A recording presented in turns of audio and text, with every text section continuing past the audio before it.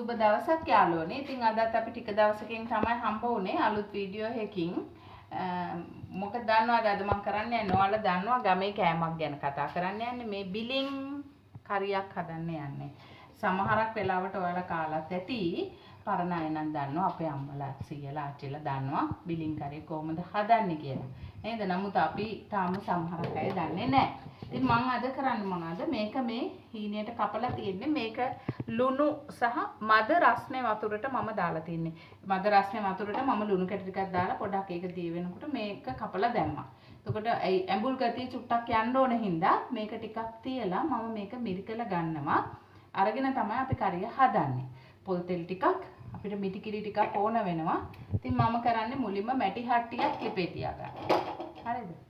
මැටි හට්ටියක් ලිපේ තියලා ඒකේ වතුර ගතිය යනකොට මම ඒකට අවශ්‍ය ටික දාන්න තමයි ලෑස්ති වෙන්නේ.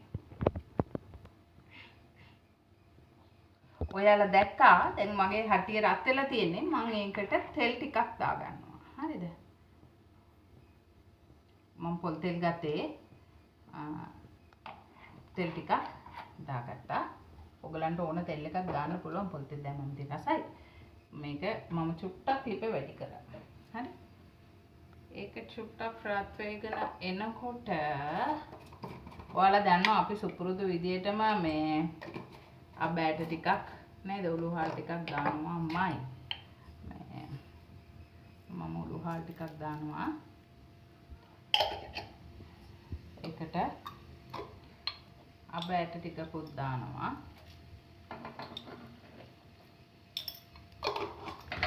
අබෑට ටිකකුත් දැම්මා. ඔයාලා දැක්කා.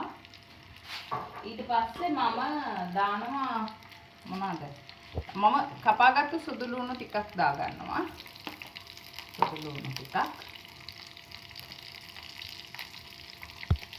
කරපිංච ටිකක්. මම කරපිංච කපලා තියෙන්නේ. රම්පා ටිකක්. මම මේ කොච්චි කරලා දෙකක් එකක් කපලා ගත්තා. රට ලුණු ටිකක් මම කපා ගත්තා. මේකට දැම්මා. මේක ටිකක් තෙලෙන් බැදෙන්න ඕන අපිට. හරි දෙතකන් අපි මේ බිලින් ටික මිරිකලා ගමු. මේක හොඳට ලිපේ ටෙම්පරාදු වෙනවා. අපි මේ බලන්න ඔයගලන්ට පේනවා මේ කොච්චර දුරට අපේ මේක රත් වෙලාද කියලා. අපි මේකටම කුරුඳු පොත්තක් දාගන්නවා. මොකද මම කුරුඳු පොත්තක් දැම්මා. ඊට පස්සේ අපිට පුළුවන් 3-5 ටිකක් දාන්න. සද්දයක් ආවනේ බය වෙන්න එපා. මගේ කබඩ් එක ඇරියේ.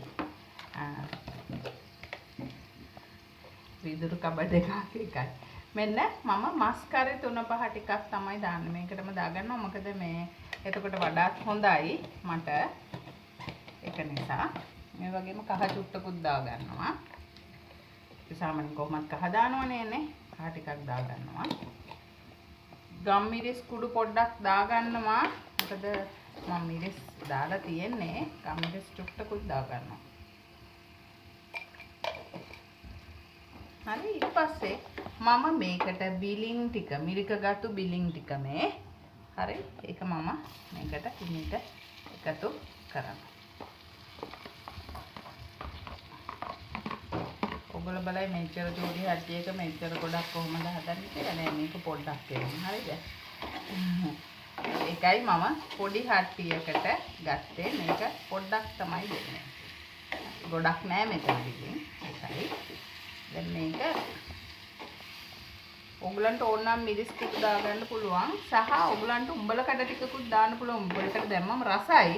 අපේ ගෙදර මේ කන්නේ නෑ උඹල කඩ. එන්නේ කන්නේ නෑ දෙන්නේ කනවා. ඉතින් ඒකයි ප්‍රශ්නේ. ඒ නිසා බොහෝ විට නොදා හදා ගන්නවා ගොඩක් දේවල්. ඒක නිසා තමයි උඹල කඩ දාන්නේ නැත්තේ මම. නැත්නම් උඹල කඩ දානවා. දැන් මම ගොඩක් රසයි. උඹල කඩ ටිකක් ආවම වෙජිටේරියන් අය ඉන්නකොට උඹල කඩේම දාන්න බෑනේ. ඒක නිසා දාන්නේ නෑ. ඔයගලන් දාගන්න. උඹල කඩ ටිකක් එතකොට තවත් රස හොඳට එයි. දැන් මම මේක හිමීට මෙහෙම මද ගින්නේ තැම්බෙන්න. දැන් මේකේ වතුර ගතිය ටිකක් තියෙනවනේ කොහොමත් නේද? මෙහෙම තැම්බෙන්න ටික වෙලාවක් වහලා තියෙනවා. ඔයාලා බලන්න අපි කොහොමද මේක ටික වෙලාවක් මම වහලා තියෙනවා. එතකොට බලා ගන්න පුළුවන් ඔයාලට කොහොමද මේක මේ තැම්බිලා තියෙන්නේ කියලා.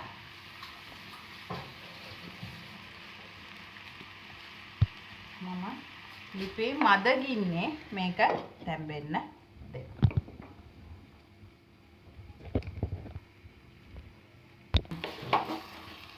මේ බලන්න අපි මේක ටිකක් මම දැන් ඇරියා. මද ගින්නේ මේක ටිකක් තැම්බිගෙන අපි ලුණු දැම්මේ නැහැ නේද? අපි කිරි දාලා ලුණු දාගමු. මොකද අපි ලුණු වලින් තමයි මිරිකල ගත්තේ. එතකොට අපිට රස බලා ගන්න පුළුවන්. මේ බලන්න මේක මම ගින්දර පොඩ්ඩක් වැඩි කරා. තව වතුර ගතියයි වගේ. නේ? තව ටිකක් ඉඳලා අපි මේකට කිරි දාමු. මම මේ ඔයාලට මගදී ආයි පෙන්නුවේ හටිය ඇරලා. අපි තව චුට්ටක් වහලා තියලා මේක හිඳුනම කිරි චුට්ටක් දාගමු. ඔන්න ඔය අපි බලාගෙන හිටියා නේද? මේ බලන්න අපි දැන් අපිට මේ කිරි ටිකක් දාන්න වෙලාව. මම දිය කිරි චූට්ටකුත් දානවා. පිටි කිරි විතරක් දාන්නත් පුළුවන්. මේ දිය කිරි චුට්ටක් දැම්මා. මම ලිප ටිකක් වැඩි කරලා තියෙන්නේ. මේකෙන් වෙනකොට මට දැන් පුළුවන් මේකට ලුණු ටිකක් දාන්න නේද? මේ කිව්වම රසයි. ඔයාලා හදලා කාලා බලන්න. යනවා පරිප්පු හොද්දක් හදාගත්තා නම් පරිප්පු ටිකක් හදලා මාළු ටිකක් හදාගත්තා නම් කොළ මැල්ලු මුකුත් එක්ක ආයි කන්න පුළුවන් හොඳටම නේද? කැකුළු බතට උනත් කන්න පුළුවන්, සුදු බතට ඕන එකකට කන්න පුළුවන්. මේක තියාගන්න පුළුවන්. දවස් දෙකක් තියාගන්න පුළුවන් හදලා. මේ හරි රසයි මේක. සමහර අය සීනි චුට්ටක් දානවා මේ ඇඹුල් ගතිය යන්න. ඔයගලන්ට ඕන නම් සීනි චුට්ටක් දැම්මට කමක් නැහැ. මම දාන්නේ නැහැ. හැබැයි ඔයාලට ඕන නම් දාගන්න පුළුවන්. දැන් ඔයාලා දැක්කා මම මේ දිය කිරි දැම්මා. දැන් මම යන්නේ මිටි කිරි චුට්ටකුත් දාන්න. ගොඩාක් නෙමෙයි. මේ කිරි ගොඩක් තියුණාට මම චුට්ටයි දාන්නේ. අපිට අවශ්‍ය ප්‍රමාණයට විතරක් දාගන්නවා. බලන්න මගේ චූටි පොල්කට හැන්දා. එකෙන් මේ වගේ ප්‍රමාණයක් දානවා. දාලා ඉතින් හොඳට උක තැම්බෙන්න හරිනවා උතුරන්න. හරි. ඊට පස්සේ රස බලන්න නේද? මේ බලන්න දැන් අපි මිටි කිරිත් දාලා හොඳට උතුරලා තියෙනවා. ඔයාලට පේනව නේද මේක? මේක හරි රසයි. රොටි කන්නත් පුළුවන්, පාන් කන්නත් පුළුවන්, බත් කන්නත් පුළුවන්. මේ ආප්ප කනකොටත් කන්න පුළුවන්. මොකද හරි රසයි මේක. ඔයගලන්ට කාලා බලන්න පුළුවන් හදලා බිලින් තියෙනවා නම් නැත්නම් යාළුවෙක්ගේ ගෙදර හරි තියෙනවා නම් චුට්ටක් අරගෙන ඇවිල්ලා. මොකද මේක කඩේ විකුණන්න නම් නැහැ මන් දැනුවත්. සමහර තැන්වල තියෙනවා පොළවල් වල නම්. මේ බොහෝ විට නැහැ.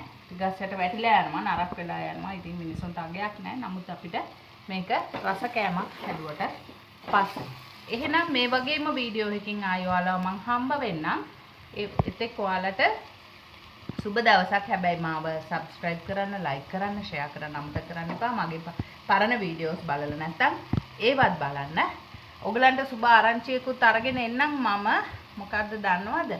ඔයගලන්ට මම කෑම ව්‍යාපාරයක් පටන් ගන්න.